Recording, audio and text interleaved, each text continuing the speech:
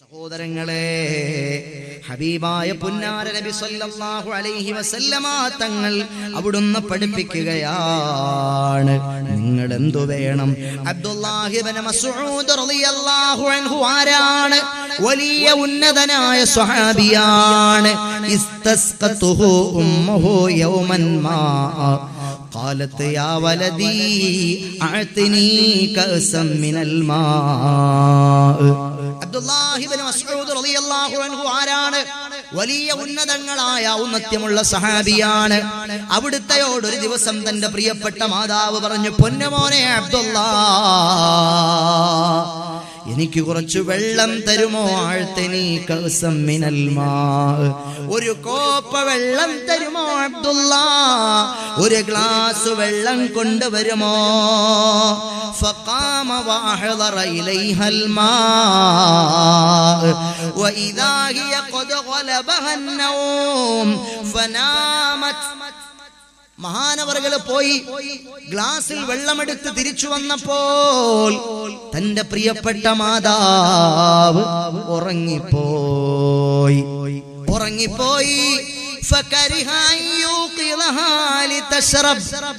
ഉമ്മാനെ വിളിച്ചുണർത്തി വെള്ളം കൊടുക്കാൻ മഹാൻ ഇഷ്ടപ്പെട്ടില്ല. ആ വെള്ളപാത്രം പിടിച്ചുകൊണ്ട് ഇങ്ങനെ നിൽക്കുകയാണ്.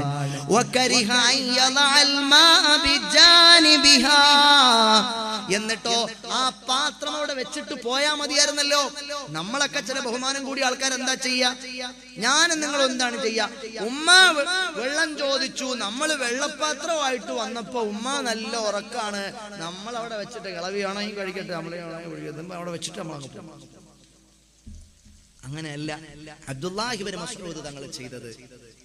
അബ്ദുല്ലാഹി ഇബ്നു മസ്ഊദ് റളിയല്ലാഹു അൻഹു ആ വെള്ളപ്പാത്രം പിടിച്ചിട്ട് ഉമ്മാന്റെ അടുത്ത് നിന്നു. خشي أن تستيقظ في ظلمة الليل وريقها ناشف عطشا ولا تعلم أن الماء بجانبها وإذا غلبها النوم قام وإذا تعب جلس يخشى أن تستيقظ أمه فجأة فتقول أين الماء. سبحان الله. അബ്ദുല്ലാഹി ഇബ്നു മസ്ഊദ് റളിയല്ലാഹു അൻഹു മഹാൻ പറയാണ്, ഞാൻ എൻ്റെ ഉമ്മാന്റെ ചാരത്ത് വെള്ളം പാത്രം പിടിച്ചിട്ട് നിന്നു. രാത്രിയുടെ യാമങ്ങൾ ഓരോന്നോരോന്നായി കടന്നുപോയി. ഉമ്മ ഉണർന്നില്ല. ഞാൻ എൻ്റെ ഉമ്മാനെ ഉണർത്തിയില്ല. ഞാൻ ഉമ്മാന്റെ ചാരത്ത് വെള്ളം പാത്രം പിടിച്ചു നിന്നു. എപ്പോഴാണ് ഫലം യസൽ ഹാദാ ഹാലുഹു വഹാലുഹാ ഹത്താ തലഅ അലൈഹൽ ഫജ്ർ, നേരം പ്രഭാതമാകുന്നതുവരെയും മദീനയിലെ പള്ളിയിൽ നിന്ന് ബാങ്കിന്റെ ശബ്ദം സുബഹിയാകുന്നതുവരെയും ഉമ്മാന്റെ ചാരത്ത് പാത്രം പിടിച്ചിട്ടു ഞാൻ നിന്നു. ഞാൻ അവിടെ വെള്ളം വെച്ചു പോയാൽ രാത്രിയിൽ എപ്പോഴെങ്കിലും ഉമ്മ ഉണർന്നിട്ട് വെള്ളം ആവശ്യപ്പെടുമ്പോൾ അവിടെ വെച്ചതറിഞ്ഞിട്ടില്ല.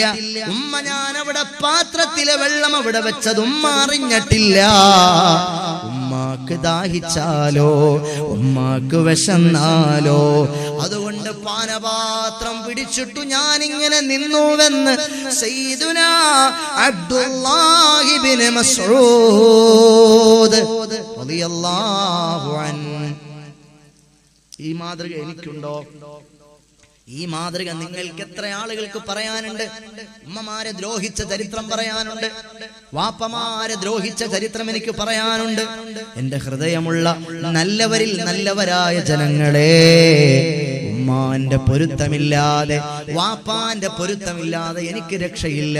ഒരു സഹാബി വന്നിട്ട് ചോദിച്ചു, എന്റെ ഉമ്മയെപ്പറ്റി എന്റെ വാപ്പയെപ്പറ്റി എന്തു പറയുന്നു നബിയേ? അന്നേരത്ത് മുത്ത് നബി പറയുകയാണ്, നിന്റെ ഉമ്മാടെ മുഖത്ത് നിന്റെ വാപ്പാടെ മുഖത്ത് നീ സ്നേഹത്തോടെ ഒരു വട്ടം നോക്കിയാൽ നിനക്ക് അല്ലാഹു ഒരു ഹജ്ജ് ചെയ്ത പ്രതിഫലം തരും സഹോദരാ. ആ സഹാബി ആ അത്യാസക്തിയോടെ ചിരിയോടെ ആ സഹാബി വീണ്ടും ചോദിച്ചു, നബിയേ, എനിക്ക് ഹജ്ജ് ചെയ്ത പ്രതിഫലം കിട്ടുമെന്നോ? എന്റെ ഉമ്മാടെ മുഖത്തൊരു വട്ടം, എന്റെ ഉപ്പാടെ മുഖത്തൊരു വട്ടം സ്നേഹത്തോടെ നോക്കിയാൽ അതേ മോനെ, ഒരു ഹജ്ജ് ചെയ്ത പ്രതിഫലം നിനക്കു ലഭിക്കുന്നതാണ്. അന്നേരത്താ സഹാബി ചോദിച്ചു, ഞാനൊരു 100 വട്ടം നോക്കിയാലോ നബിയേ?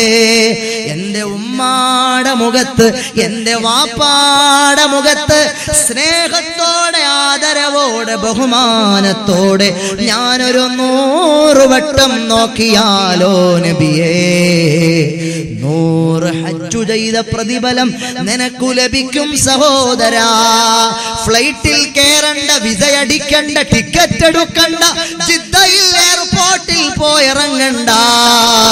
നിന്റെ വീട്ടിന്റെ ഉമ്മറപ്പടിയിലിരിക്കുന്ന, നിന്റെ വീട്ടിന്റെ അടുക്കളയിൽ കരിക്കലത്തോട് മല്ലടിക്കുന്ന, അടുക്കളയിൽ അടുപ്പിനോട് മല്ലടിക്കുന്ന നിന്റെ പ്രിയപ്പെട്ട ഉമ്മ നിനക്ക് വേണ്ടി രാവില്ലാതെ പകലില്ലാതെ പാടത്തും പറമ്പത്തും അധ്വാനിച്ച് എത്രയോ വർഷക്കാലം പ്രവാസിയായി ചുട്ടുപൊള്ളുന്ന മരുഭൂമിയിൽ പോയി കിടന്ന് കഠിനാധ്വാനം നടത്തി. വാപ്പ പഠിച്ചിട്ടില്ല, എന്റെ മകൻ പഠിക്കണം, വാപ്പ ഭക്ഷണം കഴിച്ചിട്ടില്ലെങ്കിലും എന്റെ മക്കള് കഴിക്കണം എന്നാഗ്രഹിച്ച് അല്ലലും മലട്ടലുമില്ലാതെ, ഒരു വിഷമവും മക്കളെ അറിയിക്കാതെ പോറ്റി വളർത്തിയ നിന്റെ പ്രിയപ്പെട്ട പിതാവുണ്ടല്ലോ, നീ കാണാൻ വെറുക്കുന്ന 2 മുഖങ്ങളാണ്. പുതിയ തലമുറയിലെ മക്കൾക്ക് ഏറ്റവും ഇഷ്ടമുള്ള മുഖം കാമുകിയുടെ മുഖമാണ്, ബോയ് ഫ്രണ്ട്സിന്റെ മുഖമാണ്, ക്ലാസ്മേറ്റിന്റെ മുഖമാണ്. ഏറ്റവും വെറുപ്പുള്ള 2 മുഖങ്ങൾ ഉമ്മയുടെ മുഖമാണ്, വാപ്പയുടെ മുഖമാണ്. വീട്ടിൽ നിന്ന് ഫോൺ വന്നാൽ ഒരു കുഞ്ഞിന്റെ മുഖത്തെ ആ എക്സ്പ്രഷനിൽ നിന്ന് മനസ്സിലാകും അവന്റെ ഉമ്മയാണ് ഫോൺ വിളിച്ചതെന്ന്. ശ്രദ്ധിച്ചു കേൾക്കും. ഒരു പയ്യനൊരു 10, 14, 15 വയസ്സായ പിള്ളേരെ പെട്ട ഏതെങ്കിലും ഒരു ചെറുക്കനെ ഫോൺ വന്നാലേ അവന്റെ വീട്ടിൽ നിന്നാ വിളിക്കുന്നതെങ്കിൽ അത് അവന്റെ ആ മുഖത്തുള്ള ആ എക്സ്പ്രഷൻസുകളിൽ നിന്ന് മനസ്സിലാവും അവന്റെ ഉമ്മയാ വിളിച്ച. ഓ, കിളവിക്ക് വരാൻ നേരം. ഹലോ, വാപ്പായ വിളിച്ചെങ്കിൽ അതും അറിയാൻ പറ്റും. കിളവന് വരെ ഹലോ, രണ്ടും അറിയാൻ പറ്റും. അവളാണ് വിളിച്ചെങ്കിലോ, ഹലോ, ഓ എവിടെ നിൽക്കുക, ഓ എന്ത് കാണണല്ലേ? നിങ്ങൾ ആലോചിച്ചു നോക്കി, ഇതൊക്കെ വാസ്തവല്ലേ? അള്ളാഹുവിന്റെ ശാപമുണ്ടാകുമെന്ന് പറഞ്ഞു മുഹമ്മദ് മുസ്തഫ. എന്റെ ഉമ്മാനോട് നീ ദേഷ്യപ്പെടുമ്പോൾ അള്ളാഹു നിനക്കെതിരെ ദേഷ്യപ്പെടും. അള്ളാഹു ദേഷ്യപ്പെടാന്ന് പറഞ്ഞാൽ എന്താ? അള്ളാഹുവിന്റെ ശാപം അവന്റെ മേലുണ്ടാകും. മലക്കുകൾ ശപിക്കും, ഔലിയാക്കളുടെ, അംബിയാ മുർസലീങ്ങളുടെ ആത്മാവുകൾ ശപിക്കും എന്ന് പഠിപ്പിച്ചു മുഹമ്മദ് മുസ്തഫ. കാരണം ഉഖൂഖുൽ വാലിദൈനി മിൻ അക്ബറിൽ കബായിർ. മുത്തുനബി പഠിപ്പിച്ചു, നിന്റെ ഉമ്മാക്ക് ദ്രോഹം ചെയ്യുക എന്ന് പറഞ്ഞാൽ അത് വൻപാപങ്ങളിൽ പെട്ടതാണ്, വൻപാപങ്ങളിൽ പെട്ടതാണ്. മാതാപിതാക്കളെ ദ്രോഹിക്കുക എന്ന് പറഞ്ഞാൽ അത് വൻപാപങ്ങളിൽ പെട്ടതാണെന്ന് മുഹമ്മദ് മുസ്തഫ. നിങ്ങൾ എത്ര നിസ്കാരക്കാരായാലും, നിങ്ങൾ എത്ര നോമ്പ് പിടിക്കുന്ന ആളുകളായാലും, നിങ്ങൾ എത്ര ഘോരഘോരം പ്രസംഗിക്കുന്ന മുസ്ലിയാരായാലും, മുസ്ലിയാരെ നിങ്ങളുടെ പ്രസംഗത്തിന് പടച്ചവന്റെ അടുക്കൽ സ്വീകാര്യതയുണ്ടാകണോ? ചില ആളുകൾ നമ്മുടെ നാട്ടില് നല്ല ആളുകളാണ്, അവർക്ക് ആൾക്കാർക്ക് മുഴുവനും അവര് നല്ല ആളുകളാണ്, അവരെ പോലെ ഔദാര്യം ചെയ്യുന്ന ആളുകളില്ല. എല്ലാവർക്കും അവര് സഹായമാണ്. ആര് സഹായം ചോദിച്ചു എന്നാൽ അവര് മടക്കൂല, അവര് കൊടുക്കും, കൈ അയച്ചു കൊടുക്കും, എല്ലാം കൊടുക്കും, എല്ലാം കൊടുക്കും അവർക്ക്. പക്ഷേ അവരുടെ വാപ്പാരടുത്ത് അവർ മിണ്ടൂല, ഉമ്മാടുത്ത് മിണ്ടൂല. പണ്ടാരോ പറഞ്ഞു, ഈ ഒരാള് ടോയ്ലറ്റിൽ പോയി കുളത്തിന്റെ അടുത്ത് പിണങ്ങി, അയാള് കഴുകാൻ പോയില്ല. എന്താണ് സംഭവിക്കുക? മനസ്സിലായോ? ആർക്കാണ് നാറുക? അയാൾക്ക് നാറും. ഇതുപോലാണ് നിങ്ങൾ ഇനി എത്ര അമട്ടൻ സെറ്റപ്പ് ഉണ്ടായിട്ടും കാര്യമില്ല. നിങ്ങളുടെ നിസ്കാരമൊക്കെ റബ്ബിന്റെ അടുക്കലേക്ക് ഉയരണമെങ്കിൽ നിങ്ങളുടെ ഉമ്മാടെ വാപ്പാടെ പൊരുത്തം വേണമെന്ന് പറഞ്ഞു മുഹമ്മദ് മുസ്തഫ. ഈമാൻ കിട്ടി മരിക്കണമെന്ന് ആഗ്രഹമുണ്ടോ? മരണസമയത്ത് ലാ ഇലാഹ ഇല്ലല്ലാഹ് പറയണമെന്ന് ആഗ്രഹമുണ്ടോ? ഉമ്മാന്റെ പൊരുത്തം വേണം, വാപ്പാന്റെ പൊരുത്തം വേണം. പലപ്പോഴും പല ചെറുപ്പക്കാരെന്നോട് പലവട്ടോലും പരാതി പറയാണ്, ഉസ്താദേ ഞാനൊരു പെണ്ണ് കെട്ടിയതാണ്, അന്ന് മുതൽ വീട്ടിൽ പ്രശ്നമാണ്, ഉമ്മ അവളുമായിട്ട് ഒത്തുപോകണില്ല, ഉമ്മ അവളുമായിട്ട് ഒത്തുപോണില്ല, പ്രശ്നമാണെന്ന്, വീട്ടില് എപ്പോഴും പ്രശ്നമാണെന്ന്. അങ്ങനെ ഒരുപക്ഷെ ഈ സദസ്സിലുണ്ടാവും കുറെ ചെറുപ്പക്കാരായ പിള്ളേർക്ക് പരാതി പറയാൻ. കാരണം എന്താണെന്നറിയോ? ഉമ്മ എന്ന് പറഞ്ഞാൽ 26 വയസ്സുവരെ അവന് ആഹാരം കൊടുത്തിരുന്ന ആരാ? ഉമ്മയാണ്. അവൻ ഉമ്മ എന്റെ പാന്റ് എവിടെ അമ്മ? അവൻ ആരെടുത്താ പാന്റ് ചോദിക്കുക? അവന്റെ ഉമ്മ അടുത്താ. പിള്ളേര് പാന്റ് ചോദിക്കുന്നത്, പിന്നെ ബനിയൻ ചോദിക്കുന്നത്, പിന്നെ ഡാഷ് ചോദിക്കുന്നത് എല്ലാം ഉമ്മ അടുത്താണ്. ഉമ്മ എവിടെ എന്റെ ഡാഷ് വിളിച്ചു ചോദിക്കും. ഉമ്മ അതാ എല്ലായിടത്തും കൊടുക്കുന്നത് ഉമ്മയാണ്. വരുമ്പോ ആഹാരം കൊടുക്കുന്നത് ഉമ്മയാണ്. അങ്ങനെ കൊടുത്തുകൊണ്ടിരുന്നൊരു മകനെ ഒരു കല്യാണം കഴിച്ചാൽ പിന്നെ അവളടുത്താണ് എല്ലാം ചോദിക്കുക. അത് ചില ഉമ്മമാർക്ക് ഇഷ്ടപ്പെടൂല. അത് അവരുടെ സ്വാർത്ഥതയാണ്. താൻ പ്രസവിച്ചതാണ് മോനെ, താൻ വളർത്തിയതാണ് മോനെ. ആ സ്വാർത്ഥത എല്ലാ ഉമ്മാക്കും എല്ലാ വാപ്പാക്കും ഉണ്ടാകും. അത് നാച്ചുറലി സ്വാഭാവികമാണ്. അതിന് സൈക്കോ പ്രോബ്ലം ആണ് അതൊക്കെ. അത് നമ്മള് ആ നിലയിൽ ട്രീറ്റ് ചെയ്താലേ അത് മാറുള്ളൂ. അതിന് പെണ്ണെന്തു വേണം? പെണ്ണ് ചിന്തിക്കണം, പടച്ചവനെ എന്റെ ഭർത്താവിന്റെ സ്വർഗമാണത്. ബോധമുള്ള പെണ്ണുങ്ങൾ ഉണ്ടെങ്കിലേ ഉമ്മമാരോട് അത് സ്വന്തം ഉമ്മയാണ്. സ്വന്തം ഉമ്മ ചീത്ത പറഞ്ഞ ആരെങ്കിലും പറയോ? നാട്ടുകാരടുത്ത് എന്റെ ഉമ്മ എന്നെ ചീത്ത പറഞ്ഞു എന്ന് പറയോ? സ്വന്തം ഉമ്മ തല്ലിയാല് പറയോ? എന്റെ ഉമ്മ എന്നെ തല്ലി എന്ന് പറയോ? മോശമല്ലേ? അപ്പോ എന്റെ പൊന്നു പെങ്ങളെ, നിങ്ങളുടെ ഭർത്താവിന്റെ ഉമ്മയെ നിങ്ങളെ സ്വന്തം ഉമ്മയെ പോലെ കാണണം. അപ്പൊ ആ ഉമ്മ ചീത്ത പറഞ്ഞാ നിങ്ങൾ സഹിക്കണം, ആ ഉമ്മ തല്ലിയാൽ നിങ്ങൾ കൊള്ളണം. എന്റെ ഉമ്മയാണ്, എന്റെ ഭർത്താവിന്റെ ഉമ്മ എന്റെ ഉമ്മയാണ്, എന്റെ ഭർത്താവിന്റെ സ്വർഗമാണ്, എന്റെ ഭർത്താവിന്റെ വിജയമാണ്, എന്റെ ഭർത്താവിന്റെ നിസ്കാരം, എന്റെ ഭർത്താവിന്റെ ഹജ്ജ്, എന്റെ ഭർത്താവിന്റെ നോമ്പ്, അത് അല്ലാഹു സ്വീകരിക്കാനുള്ള മാനദണ്ഡമാണ് എന്റെ പ്രിയപ്പെട്ട ഉമ്മ. അതുകൊണ്ട് ആ ഉമ്മാനെ സന്തോഷിപ്പിക്കണം. അതിനെന്തൊക്കെ വേണം അത് മുഴുവനും നിങ്ങൾ ചെയ്യണേ.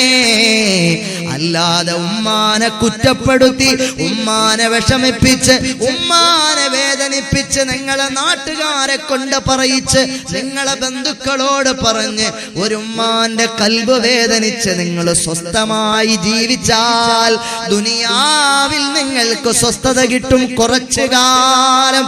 ഹബീബേ ഖുദാ മുഹമ്മദ് മുസ്തഫ സല്ലല്ലാഹു അലൈഹി വസല്ലമ തങ്ങൾ പറഞ്ഞു, ഉമ്മമാരെ വാപ്പമാരെ ദ്രോഹിച്ചാൽ അല്ലാഹു തആല ദുനിയാവി വെച്ചും പണി തരും, ആഖിറത്തി വെച്ചും പണി തരും എന്ന് പറഞ്ഞു മുഹമ്മദ് മുസ്തഫ. ദുനിയാവി വെച്ചും പണി തരും, ആഖിറത്തി വെച്ചും പണി തരും. ദുനിയാവി വെച്ച് അമട്ടം പണി തരും. അമട്ടം പണി എന്ന് പറഞ്ഞാൽ എന്താണെന്നറിയോ? നിങ്ങളുടെ മാതാപിതാക്കളോട് നിങ്ങൾ എങ്ങനെ പെരുമാറിയോ അതുപോലെ നിങ്ങളുടെ മക്കൾ നിങ്ങളോട് പെരുമാറുമെന്ന് പറഞ്ഞു മുഹമ്മദ് മുസ്തഫ സല്ലല്ലാഹു അലൈഹി വസല്ലം. സുബ്ഹാനല്ലാഹ്. ഇത് സഹോദരങ്ങളെ ഗൗരവത്തോടെ നമ്മൾ മനസ്സിലാക്കേണ്ട ഒരു വിഷയമാണത്. ഗൗരവത്തോടെ നമ്മൾ മനസ്സിലാക്കേണ്ട ഒരു വിഷയമാണത്. പുന്നാര നബി സല്ലല്ലാഹു അലൈഹി വസല്ലമ തങ്ങൾ അത് പഠിപ്പിച്ചു. മഹാനായ അലി ഇബ്നു അബി താലിബ്, മഹാനായ മാലിക് ഇബ്നു ദീനാർ റളിയല്ലാഹു അൻഹു, ചരിത്രത്തിൽ 4 മാലിക് ഇബ്നു ദീനാറുമാരെ കാണാം. അതിൽ പ്രമുഖനായ ഒരു മാലിക് ഇബ്നു ദീനാർ തങ്ങൾ ഹജ്ജിന് പോയി കഅബാലയത്തിന്റെ ചാരത്തിരിക്കുകയാണ്. അന്നേരത്തെ മഹാനവറുകൾ ആലോചിച്ചു പോയി, പടച്ചവനെ വർഷാവർഷം എത്ര ആളുകളാണ് ഹജ്ജിന് വരുന്നത്? അബുൽ ഫറജ് ഇബ്നുൽ ജൗസി ഉദ്ധരിക്കുന്ന സംഭവമാണ്. ഹിജ്റ 7-ാം നൂറ്റാണ്ടിൽ ജീവിച്ചിരുന്ന മഹാനാണ് അബുൽ ഫറജ് ഇബ്നുൽ ജൗസി.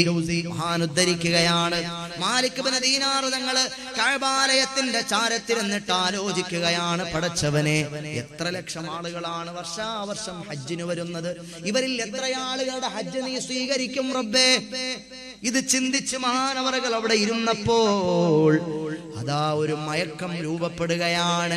ആ മയക്കത്തിൽ സ്വപ്നത്തിൽ ഒരാൾ വന്നിട്ട് പറയുകയാണ്, മാലിക് ഇബ്നു ദീനാർ തങ്ങളെ, ഒരാളുടെ ഹജ്ജ് അല്ലാഹു സ്വീകരിച്ചിട്ടില്ല, ഒരു കർമ്മവും അല്ലാഹു കബൂലാക്കിയിട്ടില്ല.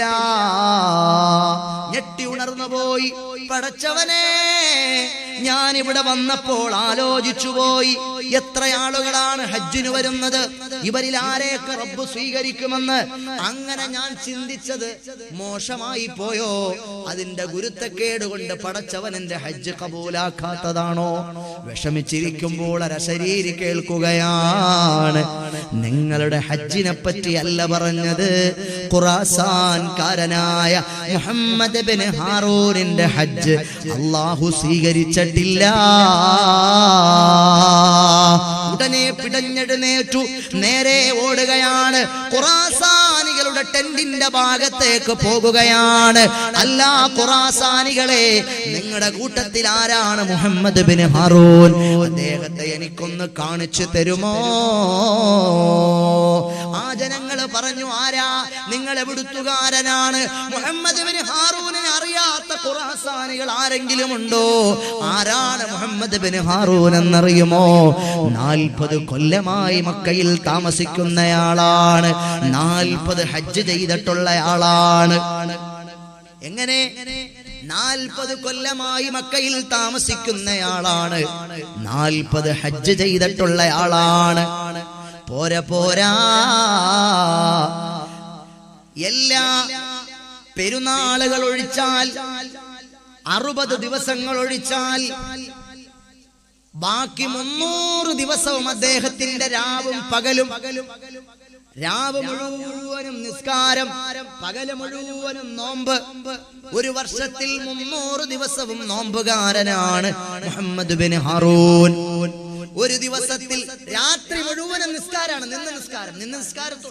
അങ്ങനെയുള്ള ഒരാളിനെ നിങ്ങൾ അറിയില്ലാന്നോ? 40 കൊല്ലായിട്ട് മക്കയിൽ താമസിക്കുന്ന ആളാണ്.